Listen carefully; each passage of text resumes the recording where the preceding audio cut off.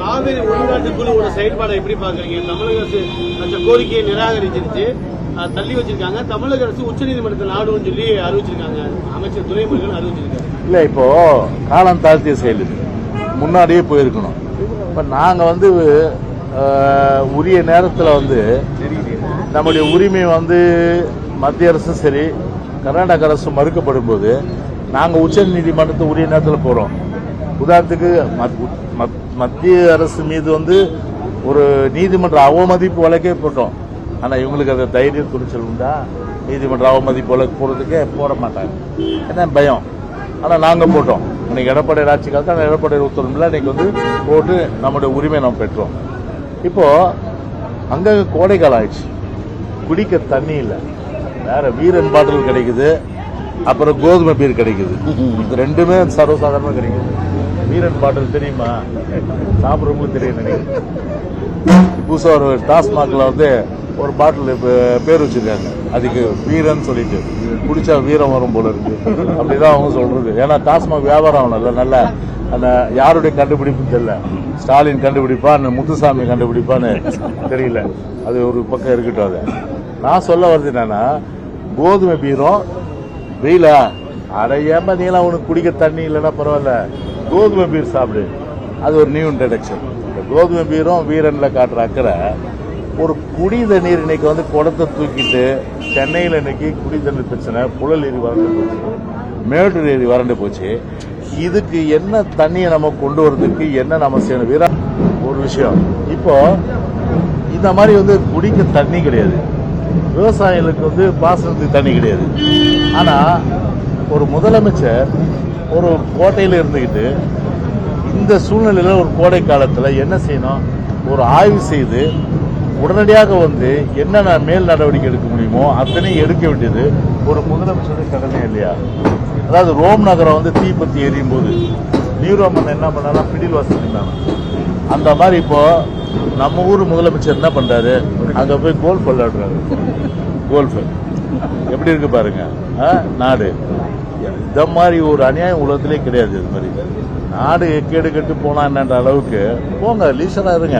ஆனா பிரச்சனை இல்லாம இருக்காருங்க. பிரச்சனை இருக்கிற சூழ்நிலையில அந்த பிரச்சனையை எப்படி தீர்க்குன்றது இந்த சிந்தனையில விட்டுட்டு அங்க போய் கோல்ஃப் விளையாடினா இது என்ன? வயிறு காஞ்சி எரியும் போது இவர் பாத்தீங்கன்னா கோல்ஃப் விளையாடிட்டு நீரோமன்ன பிடில் வச கதையை தான் இது பார்க்க முடியும். இன்னைக்கு சட்டம் ஒழுங்கு எப்படிங்க இருக்கு? நீங்க 48 மணி நேரத்துல கிட்டத்தட்ட 10 கொலைகள், 48 மணி நேரத்துல 10 கொலைகள். இன்னைக்கு வயது முதிர்ந்த நம்ம ஆவடியில பார்த்தா அவங்கள டார்கெட் பண்ணி பாவம் நகைக்காக 2 பேர் உயிரை போஸ்ட் பண்ணிட்டாங்க.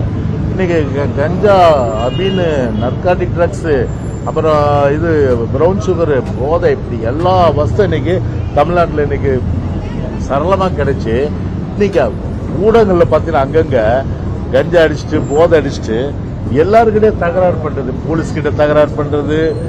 வரிசைப்படுத்தினா நான் அதுக்கே ½ ஆகும். அது இந்த டைம் நான் உங்களுக்கு எடுத்துக்கல. நான் அந்த அளவுக்கு ஊடகங்கள் இன்னைக்கு வந்திருக்கு. இன்னைக்கு அதெல்லாம் கட்டுப்படுத்துவதற்கு நடவடிக்கை எடுத்தாரா இல்லையா? சட்ட ஒழுங்கு ஒரு பக்கம் போச்சு, போதை சரளமாக கிடைக்கிற ஒரு மாநிலம் ஆகி போச்சு. குடி தண்ணீர் பிரச்சனை இல்லை, குடி தண்ணீர் பிரச்சனைக்கு கவனம் செலுத்தலை. அதற்கு பாசனத்துக்கு தண்ணி வாங்குறதுக்கு ஏன் இங்கேருந்து கொடைக்கானல் போனார? புரட்சி தலைவர் எம்ஜிஆர் முதலமைச்சர் அந்த காலத்தில் என்ன பண்ணாரு? இந்த மாதிரி பிரச்சனை நேரம் சொல்லிக்கொள்ளாம போயிட்டாரு எங்க கர்நாடகாவுக்கு. அப்ப திரு குண்டுராவ் முதலமைச்சர் போனோன்னு அவருக்கு குண்டுராவ் ஆச்சரியப்பட்ட, என்ன திடீர்னு வந்தீங்கன்னு. இல்லை உங்க வீட்டில் ஒரு காஃபி சாப்பிட வந்தேன், டிஃபன் சாப்பிட வந்து சொல்லு. டிஃபன் சாப்பிட்டோன்னா அவங்க தண்ணி எடுத்து கொடுத்தாங்களாம். தலைவர் சாப்பிடல, எனக்கு தண்ணி தேவையில்லைன்னு. ஏங்க என்னன்னா எங்க தமிழ்நாட்டு மக்கள் தண்ணி இல்லாம கஷ்டப்படுறாங்க. இங்க நான் தண்ணி குடிக்கிறது வரல, தண்ணி நீங்க எங்க தமிழ்நாட்டுக்கு கொடுக்க கேட்க தான் வந்து சொன்னாங்க. அப்படியே குண்டுராவ் வாசத்து போய் என்ன பண்ணாரு? அப்படியே திறந்து விட்டாரு. ஏன் ஒரு தலைவர் அந்த மாதிரி செஞ்சாரு? புரட்சி தலைவர். இன்னைக்கு இருக்க சூழ்நிலை ஒரு கூட்டணிக்காக டெல்லி போக முடியுது, அங்க போய் ஒன்னா புரோஜனப்பட போறது இல்லை. ஸ்டாலினால ஒரு புரோஜனம் ஆக போறது இல்லை. ஆனா அந்த சூழ்நிலையில ஒரு கர்நாடகாவுக்கு போய் இந்த நேரத்தில் வலியுறுத்துறது என்ன? வலியுறுத்துறதுக்கு கூட்டணிக்காக போக மட்டும் தெரியுது கர்நாடகாவுக்கு. ஆனா தண்ணியை கேட்டு போறதுக்கு கர்நாடகா போறதுக்கு அந்த வழி தெரியல. இப்போ காலம் தாழ்த்தி கோர்ட்டுக்கு போறதுன்ற நீதி என்பது ஒரு உண்மையிலேயே மக்களை ஏமாத்துற செயல். இனிமேலாவது விழிப்புடன் நமக்கு பெற வேண்டிய அந்த தண்ணீரை பெற வேண்டியது அரசாங்கத்துடைய கடமை. நிச்சயமா வந்து அதை வந்து இந்த அரசு வந்து செய்யாது. ஏன்னா மக்களை பற்றி கவலைப்படாத ஒரு அரசாங்கம்னா இந்த விடியா திமுக அரசாங்கம் தான். வாக்குப்பதிவு இயந்திரங்கள் வைத்து கொண்டிருக்கேன் அந்த வாக்குப்பதிவு மையங்கள்ல கார்த்திப்பா 10ஆம் வகுப்பு பாடத்திட்டத்தில் கலைஞர் கருணாநிதி பட்டியலிட்டிருக்காங்க. அதை எப்படி பார்க்குறீங்க? ஒரு பாடத்திட்டங்கள் பொதுவாகவே ஒரு வீரம், அதே போன்று பல்வேறு வகைகளில் வந்து ஒரு பெரிய அளவுக்கு வந்து ஒரு வரலாற்றில் வந்து இடம்பெற்றவர்கள். இல்லை கருணாநிதி பத்திர வரலாற்றில் இடம்பெற்ற தலைவர் அவர் ஞாபகம் அவர் மறைஞ்சிட்டோன்னு அவரை பற்றி பேச விரும்பல. இப்போ கருணாநிதினால என்ன வரேன்னா சர்க்கார் கமிஷன் குற்றவாளி வருமா வராதா? ஊழலுக்காக உலகத்திலே கலைக்கப்பட்ட ஆட்சி திரும்ப கருணாநிதி ஆட்சி வரும். அப்படிப்பட்டவருடைய இது வந்து பாடத்தில் வரணுமா? அதை 9 இன்னைக்கு இஷ்டத்துக்கு செஞ்சிடலாம், புரியுதுங்களா? நாளைக்கு நான் எங்கள் கவர்மெண்ட் வரும்போது அது யோசிக்கணும்னாவா? சரிதானா? உண்மையிலேயே வரலாற்றில் வந்து இடம்பெற்றவர்கள், வீரர்கள், மாவீரர்கள், வரலாற்றில் வந்து பெரிய அளவுக்கு கவிஞர்கள், அரசர்கள், இப்படிப்பட்ட பாடங்களை வந்து குழந்தைங்க கற்றுக்கும் போது ஒரு வீரம் செழிக்கும், ஒரு அறிவு வளரும். திரும்ப கருணாநிதி பாடத்தை கற்றுக்கினா என்ன வரும் அவங்களுக்கு? என்ன வரும் சொல்லுங்க? அது இவங்களே சொல்றாங்க, அதுதான் வரும். அதனால அது தப்பு. அதனால அதெல்லாம் வந்து செய்யக்கூடாது. அதனால கண்டிப்பா எங்க ஆட்சி வரும்போது கண்டிப்பா இதெல்லாம் இருக்காது. அது மட்டும் நான் சொல்றேன், கண்டிப்பா இருக்காது. ஏன்னா குழந்தைங்களுக்கு வீரமும் அறிவும் அதே போல வந்து பல்வேறு திறமைகள் பெற்றவருடைய படங்கள் தான் நிச்சயமா வரும், பாடங்கள் தான் வரும். ஏன் அப்படிதான் தலைவர் பாடத்தை கொண்டு வாங்க. தலைவர் வந்து பெரிய அளவுக்கு வந்து பிரசித்தி பெற்ற தலைவர், வரலாற்றில் இருக்கிறது புகழ். இன்னைக்கும் உலகம் முழுவதும் தலைவருடைய இதுதானே சொல்றாங்க, பேரு புகழ் என்னோட இருக்காரு. இன்னைக்கு அம்மா இன்னைக்கும் உலகம் முழுவதும் இன்னைக்கு போற்றப்படக்கூடிய தலைவர். எல்லாம் என்ன சொல்றாங்க, டெல்லியிலேருந்து வரவங்க அம்மா பத்தி பேசுறாங்க, டெல்லியிலேருந்து வரவங்க தலைவர் பத்தி பேசுறாங்க, உலகம் முழுவதும் இருக்கவங்க தலைவர் எம்ஜிஆர் பத்தி பேசுறாங்க, உலகம் முழுவதும் வரவங்க அம்மாவை பத்தி பேசுறாங்க. யாராவது திரும்ப கருணாநிதி பத்தி பேசுறாங்களா? இல்ல கருணாநிதி ஆட்சி போல இருக்குன்னு யாராவது சொல்றாங்களா? சொல்றவங்கலாம் ஒண்ணு எம்ஜிஆர் ஆட்சி போல இருக்கணும், அம்மா ஆட்சி போல இருக்கணும் சொல்றாங்க. யாராவது ஒருத்தர் திரும்ப கருணாநிதி ஆட்சின்னு சொல்றாங்களாப்பா? சொல்ல மாட்டாங்க. அப்படி இன்னைக்கு ஆட்சியில் இருக்கிறதுனால இன்னைக்கு திணிக்கிறீங்க. இன்னைக்கு எது குழந்தைங்க மனசுல, அந்த பிஞ்சு மனசுல இந்த மாதிரி விதையை விதைக்காதீங்கன்னு தான் நாங்க சொல்றோம். அந்த தம்பி ஏதோ கேட்டது. இப்போ ஈரோட்ல வந்து வாக்கு எண்ணும் மையங்கள்ல சிசிடிவி வந்து பழுதாயிருக்கு. இதே மாதிரி தொடர்ச்சியா பல்வேறு வாக்கு எண்ணும் மையங்கள்ல சிசிடிவி பழுதாயிருக்கு. இதை எப்படி பாக்குறீங்க? தேர்தல் ஆணையத்தோட செயல்பாடு எப்படி பாக்குறீங்க? இப்போ தென்காசியில கூட கிட்டத்தட்ட 94 கேமரா அவுட், 94 கேமரா அவுட். இப்போ ஈரோட்ல அவுட். அதே போல ஊட்டி. தேர்தல் கமிஷனுக்கு இது போதாத காலம் நினைக்கிறேன். தேர்தல் கமிஷனுக்கு போதாத காலம் ஆயிடுச்சு. அதனால முதல்ல சொதப்பல் இதுல ஓட்டர் லிஸ்ட்ல, ரெண்டாவது சொதப்பல் வந்து கவுண்டிங், அந்த இது போலிங் ரெஜிஸ்ட்ரேஷன்ல வந்து போலிங் ஆனது எவ்வளோ அந்த பர்சன்டேஜ், அதுல சொதப்பல். இப்போ மூணாவது சொதப்பல், ஒவ்வொரு சென்டர்லயும் வந்து சிசிடிவி கேமரா ஃபெயிலியர். ஏன் வந்து இப்போ விஞ்ஞானம் முன்னேறிக்கணும்ல, ஏன் வந்து எலெக்ஷன் கமிஷன் பொறுத்தவரை ஒரு விழிப்போடு இருந்து அந்த கலெக்டர்ஸ்க்கு ஒரு ரெஸ்பான்சிபிலிட்டி ஃபிக்ஸ் பண்ணி இதுக்கு பேக்கப் பண்ணி இதுக்கு வந்து ஃபெயிலியர் ஆகாமல் இருக்கிறதுக்கு. இப்போ என் வீட்டில் கூட தான் 26 கேமரா இருக்குது. என் வீட்டில் 26 கேமரா இருக்கு. இது ஜீத் கேசல் சவுத் ஸ்ட்ரீட்டில் சாந்தோமில் 26 கேமரா இருக்குது. சுற்றி வீடை சுற்றி கேமரா இருக்குது. ஒரு நாள் கூட ஃபெயிலியர் கிடையாது. 24 ஹவர்ஸ் ஒர்க் பண்ணுது. எங்கள் வீட்டில் வெயில் அடிக்கலையா? எங்கள் வீட்டானலாம் வெயில் இல்லையா? வெயில் அடிக்கிற இடத்துல தான் வந்து இது ஃபெயிலியர் ஆகும். இதை விளக்கத்தை ஏற்றுக்க முடியாது. அதான் கண்டிப்பாக வந்து பார்த்தீங்கன்னா தேர்தல் கமிஷனுக்கு பொறுப்பேற்றுட்டு உடனடியாக ரெக்டிஃபை பண்ண இந்த 3 இடங்கள்ல. அது மட்டும் இல்லாமல் வந்து பல இடங்கள்ல இது போல இனிமே ஆகாமல் இருக்கிறதுக்கு வேண்டிய நடவடிக்கை எடுக்கணும். அப்படி எல்லா இடத்தையும் தொடர்ச்சி ஆச்சுன்னா அது நம்பகத்தன்மை ஒரு கேள்விக்குரிய. சொல்லுமா?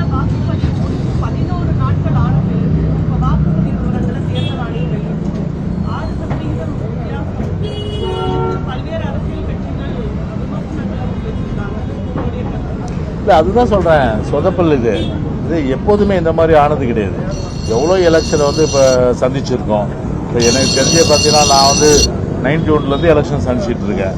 இது போல் வந்து கிடையாது. கரெக்டாக வந்து நைட்டு வந்து அந்த போலிங் பர்சன்டேஜ் சொன்னாங்கன்னா கரெக்டாக இருக்கும். அப்போ ஆரம்பத்தில் ஒன்று, மிட் நைட் ஒன்று, அதுக்கப்புறம் காலையில் ஒன்றுன்னா அப்போ இதில் என்ன நடந்தது அப்படின்றது ஒரு சந்தேகம் இருக்கு இல்லையா? அதனால வந்து கண்டிப்பாக அது வந்து தேர்தல் கமிஷனுடைய ஒட்டுமொத்த குளறுபடி தான் அது. இந்த மாதிரி தேர்தல் ஆணையம் சொல்றதுனால யாருக்கு ஆதரவா செயல்படுது தேர்தல் ஆணையம்? எதுங்க? தேர்தல் ஆணையம் இந்த மாதிரி பர்சன்டேஜ்லாம் மாற்றி சொல்றதுனால யாருக்கு ஆதரவா இருக்கும்னு எதிர்பார்க்குறீங்க? இல்லை இப்போ ஆதரவு என்பதை விட தேர்தல் கமிஷன் பொறுத்தவரை உள்ளது உள்ளவா சொல்லணும். ஒரு குழப்பம் வந்து வீணா வந்து ஒரு தமிழ்நாட்டு மக்களிடையும் வாக்காளர்களிடையும் ஒரு வேட்பாளரிடையே ஏற்படுத்தும்.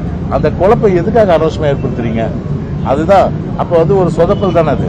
அது வந்து ஒரு தெளிவாக வந்து பார்த்தீங்கன்னா இப்போ அந்த அளவுக்கு வந்து ஒரு கிளியர் கட்டாக வந்து அவங்க சொல்லாதது அவங்களுக்கு தப்பு. அது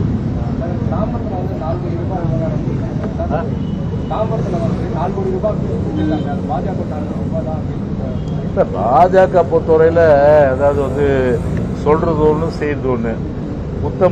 உத்தமர் காந்தி மாதிரி பேசுவாங்க, உத்தமர் காந்தி மாதிரி பேசுவாங்க. ஆனால் ஒட்டுமொத்தமாக பார்த்தீங்கன்னா 16,000 கோடி அவங்களுக்கு எப்படி வந்தது?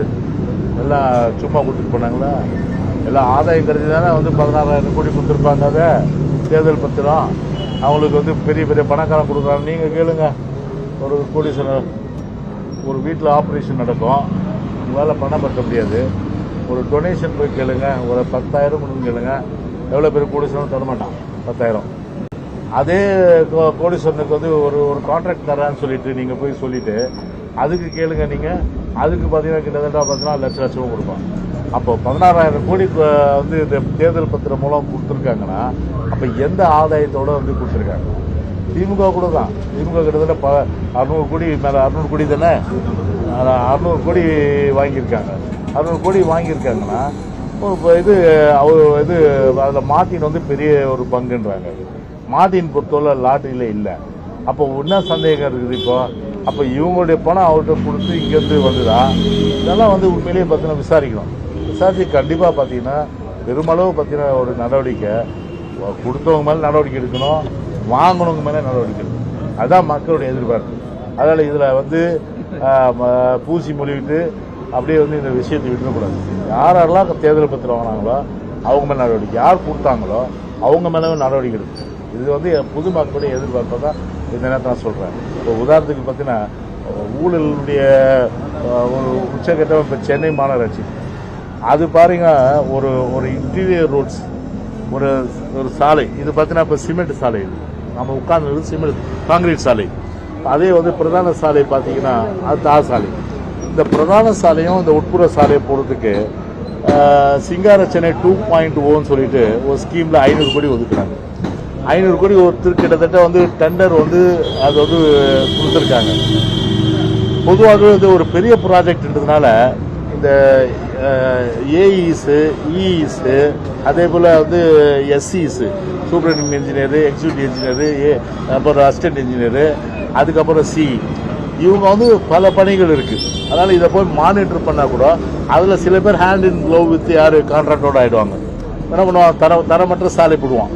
அதனால் இவங்க இப்போ ஏஐக்கு என்ன பண்ணுவான்? அவனுக்கு ஒரு பர்சன்டேஜ் 1% கொடுத்துருவான். அப்புறம் பேப்பர் வந்து ஓகே சரியாக போட்டிருக்குங்க, அவருக்கு ஒரு பர்சன்டேஜ். அதுக்கப்புறம் எஸ்சி அவருக்கு ஒரு பர்சன்டேஜ். அப்புறம் பார்த்தா கமிஷனர் வாங்குறாரா இல்லையே தெரியாது. அப்புறம் மேயருக்கு ஒரு % அது போதுன்னு சொல்கிறாங்க, அதுவும் உண்மையாக இல்லையான்னு தெரியாது. ஆனால் ஒரு விஷயம் தெரிஞ்சுக்கினீங்க, இதனால என்ன பண்ணுவாங்கன்னா அந்த ப்ராஜெக்ட் மானிட்டரிங் கன்சல்டன்ட் சொல்லுவாங்க, தட் இஸ் கால்ட் பிஎம்சி. அந்த ப்ராஜெக்ட் மானிட்டரிங் கன்சல்டன்ட் என்ன பண்ணோம்னா கிட்டத்தட்ட வந்து ஒரு இது கார்பரேஷன் நியமிக்கும். அதாவது இந்த மாதிரி நாங்கள் வந்து இன்டீரியர் ரோட்ஸு அதே போல் மெயின் ரோட்ஸு பிரதான சாலைகள்லாம் நாங்கள் வந்து காங்கிரீட் சாலை தார் ரோடு போடுறதுக்கு உங்களுக்கு கொடுத்துருக்கோம். இவங்களுக்கு இது வந்து நீங்கள் செக் பண்ணி எங்களுக்கு வந்து நீங்கள் சர்டிஃபை பண்ணணும்னு சொல்லுவாங்க. அதில் என்னென்ன பொதுவாக என்ன மிக்ஸ் போட்டிருக்காங்க அப்படி சொல்லி அந்த கியூபு அப்படியே போட்டு அதை நோண்டிடுவாங்க. அதுக்கப்புறம் பார்த்தா கோர் இது ஒன்று போடுவாங்க, அதில் வந்து நோண்டி எடுத்துகிட்டு செக் பண்ணுவாங்க. அதே பிறகு அந்த கான்ட்ராக்டர் என்ன அந்த பிஎம்சி என்ன பண்ணோம், நீ எங்கே எவ்வளோ சிமெண்ட் வாங்கியிருக்க, ஏன்னா சிமெண்ட் வாங்கினா நான் இல்லையா தெரியல, சாலை போடலன்னா அவன் சிமெண்ட் வாங்க வேண்டிய அவசியம் இல்லை, சாலை போட்டால் தானே சிமெண்ட் வாங்குவாங்க.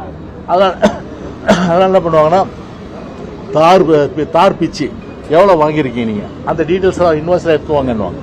இதெல்லாம் பார்த்துட்டு அதன் பிறகு தான் இவன் வந்து பிஎம்சி வந்து கார்பரேஷன் சர்டிஃபிகேட் கொடுப்பான். நாங்கள்லாம் நீங்கள் சொன்ன மாதிரி ஒரு 6 கேட்டகரியில் வெரிஃபை பண்ணோம். அந்த வெரிஃபை பண்ணதில் எல்லாமே வந்து சரி இருக்குது, இவனுக்கு ரிலீஸ் பண்ணலான்னு சொல்லி ரெக்கமெண்ட் பண்ணுவோம்.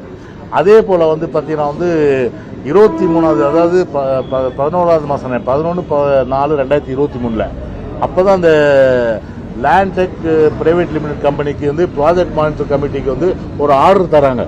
ஆர்டர் தரது யாருன்னா கார்பரேஷன் தான். ஆர்டர் தரது கார்பரேஷன் தான். அந்த ஆர்டர் கார்பரேஷன் தந்துட்டு அதன் பிறகு என்ன பண்றான், இந்த வேலையை வந்து செக் பண்ணி கரெக்டான இது அந்த ஸ்டாண்டர்டா பண்ணிருக்காங்களா கான்ட்ராக்டர் சொல்ல வேண்டியதுக்கு யாரு, பிஎம்சி பண்ணோம். அது பிஎம்சி வந்து என்ன பண்றதுக்கு, பிஎம்சி பண்றது பதிலா அண்ணா யூனிவர்சிட்டியில சின்னராஜன் ஒரு ப்ரொஃபசர், அந்த சின்னராஜன் ஒரு ப்ரொஃபசர் பாத்தீங்கன்னா அவர் அங்க ஒர்க் பண்றாரு. ஆனா அவர் பேர்ல வந்து கையெழுத்து போட்டு அண்ணா யூனிவர்சிட்டி எலெக்ஷனோட ஒரு கடிதத்தை வந்து கார்பரேஷன் கொடுக்குறாங்க. அந்த கார்பரேஷன்ல அவரு என்ன எழுதியிருக்காருன்னா, இந்த மாதிரி வந்து ரோடெல்லாம் சப்ஸ்டாண்டர்டா இல்ல, நல்லா இருக்கு, அதனால வந்து நீங்க வந்து ரிலீஸ் பண்ண, என்ன எழுதிருக்கா தெரியாது, அவர் வந்து லெட்டர் கொடுத்துருக்கா சொல்றாங்க. அப்படின்னா இந்த லேண்ட் டெக் என்ன பண்றாங்க, பிஎம்சி கம்பெனிக்காரங்க அவங்க வந்து அண்ணா யூனிவர்சிட்டிக்கு எழுதி கேட்கறாங்க, இமெயில் மூலமா ரிஜிஸ்டர் போஸ்ட் மூலமா என்ன கேட்கறாங்கன்னா, நீங்க வந்து இந்த மாதிரி சின்னராஜ் கையெழுத்து போட்டீங்களா, அதே போல உங்க அண்ணா யூனிவர்சிட்டி லெட்டர் படி நீங்க யூஸ் பண்ணீங்களா. அவர் சொல்றாரு, நாங்க யூஸ் பண்ணவே கையெழுத்து போடல, நாங்க லெட்டர் படி யூஸ் பண்ணல. அப்ப வந்து அது ஃபேக் அண்ட் ஃபோர்ஜரியா இல்லையா? அது ஃபேக் அண்ட் ஃபோர்ஜரின்னு சொல்லிட்டு எங்களுடைய பேரை வந்து கெடுக்குதுன்னு சொல்லிட்டு அந்த லேண்ட் டெக் கம்பெனிக்காரங்களே டிஜிபிக்கும் director of vigilance anti corruption கொடுத்துருக்காங்க. கொடுத்து அதை நடவடிக்கை எடுக்கணும். ஆனா இது ஒரு நடவடிக்கை எடுக்கல. ஒண்ணு, இப்போ நாங்க இதை வந்து ஒரு 10 நாளைக்கு முன்னாடி இது பேசின பிறகு கார்பரேஷன்ல என்ன கேள்விப்பட்டேன்னா, அவசரமா ஒரு குழு போட்டு, அந்த குழுல யாருன்னா அந்த மாதிரி ஏஇசி இந்த மாதிரிலாம் ஒரு 10 பேர் போட்டு அவங்க மூலமா இதை செக் பண்ணி வந்து ரிலீஸ் பண்றதா சொல்றாங்க. ஆனா இப்ப எங்க கேள்வி என்னன்னா, ப்ராஜெக்ட் மானிட்டரிங் கன்சல்டன்ட் போட்ட பிறகு தரத்தை பத்தி அவன் தான் சர்டிஃபிகேட் கொடுக்கணும். யாரு ஆர்டர் கொடுத்தது 23வது வருஷத்துல நீங்க தான் கொடுத்தீங்க. நீங்க வந்து கொடுத்த அந்த நீங்க போட்டுட்டு ஆர்டர் அவங்ககிட்ட ஆர்டர் நீங்க தான் செய்யணும் அந்த வேலைன்னு சொல்லிட்டு இப்ப அவங்களை விட்டுட்டு குழு போட வேண்டிய அவசியம் என்ன? ரெண்டாவது, இப்போ ஃபோர்ஜரியா வந்து அண்ணா யூனிவர்சிட்டியில பேர் இருக்க சின்னராஜன்ற பேரை யூஸ் பண்ணி அவர் கையெழுத்து யூஸ் பண்ணி அண்ணா யூனிவர்சிட்டியில இருக்க லெட்டர் படியும் கொடுத்து அதன் அடிப்படையில் வந்து பணம் வந்து எவ்வளவு ரிலீஸ் பண்ணாங்க, இது வந்து கார்பரேஷன் சொல்லணும். அது கார்பரேஷன் சொல்லணும். அது இது வந்து கார்பரேஷன் தயவுசெய்து நீங்க கேளுங்க, நீங்க எவ்வளவு நீங்க ரிலீஸ் பண்ணீங்க. அப்போ வந்து ஒரு அண்ணா யூனிவர்சிட்டியில வந்து சின்னராஜி பேர்ல அவர் போடாத கையெழுத்த போட்டு ஃபோர்ஜரி பண்ணவங்களுக்கு பணம் கொடுத்திருந்தா கண்டிப்பா கார்பரேஷன் வந்து இதுல முழு லைபிள், அவங்க தான் இதுக்கு பொறுப்பும் கூட. எனவே அதை தயவுசெய்து நிருபர்கள் வந்து கார்பரேஷன்ல கேட்டு தெளிவு பெறுங்க. எங்களுடைய வேண்டுகோள் தான். எங்களுடைய வேண்டுகோள் என்னன்னா, அது தரமற்ற சாலை. எனவே அதுக்கு அவசரமா இன்னைக்கு பாத்தீங்கன்னா, இன்னைக்கு வந்து ஒரு அண்ணா யூனிவர்சிட்டியில ஃபோர்ஜரிக்கு கான்ட்ராக்டருக்கு வந்து கார்பரேஷன் உடனடியா இருந்துதான் இவங்களை கன்சல்டன்ட்டை தள்ளி வச்சுட்டு. அப்படி இருந்தா மிகப்பெரிய அளவுக்கு வந்து ஒரு ஊழல் வந்து நடந்திருப்பதா இன்னைக்கு பொதுமக்களுடைய சந்தேகத்துக்கு அளவு. இதை வந்து முழுமையான அளவுக்கு தெளிவுபடுத்த வேண்டியது சென்னை மாநகராட்சியுடைய பொறுப்பு. நடிகர் விஜய் போன்று நடிகர் அஜித் அரசியலுக்கு வந்து விரும்புறீங்களா? என்னங்க, நடிகர் விஜய் போன்று நடிகர் அஜித் அரசியலுக்கு வந்து விரும்புறீங்களா? ஏராளமான ரசிகர் வச்சிருக்காரு, முதல்ல இருந்து வாக்கு செலுத்துறாரு, பொறுப்பான குடிமகனா இருக்காரு. கண்டிப்பா நல்லது செய்யறதுக்கு ஒரு ப்ராட் வியூல ஒரு களம் பார்த்தா அரசியல் தான். அரசியலுக்கு வர வேண்டும் என்பது எல்லோருடைய விருப்பம். கண்டிப்பா வந்தா நிச்சயமா வந்து வரவேற்போம். ஓகே.